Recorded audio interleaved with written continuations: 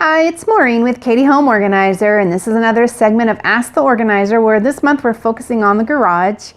And this week's question is, hey Maureen, I've got a lot of lawn and garden supplies that I need to store in my garage. What advice or suggestions do you have to help make that happen?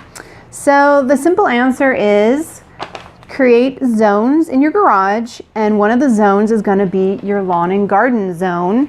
And this is our tiny little lawn and garden zone where we've just hung up what we need. We've got our shovel and our rake. There's 2 rakes on there, and our leaf blower and our push broom. That's basically all we have. But even if you had way more than that, your zone would be bigger. So take a look at your garage.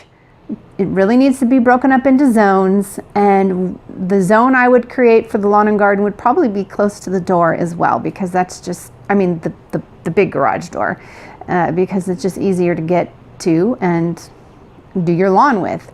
So get some hooks and hang your lawn and garden stuff up in its own special zone. That's it for Ask the Organizer this week.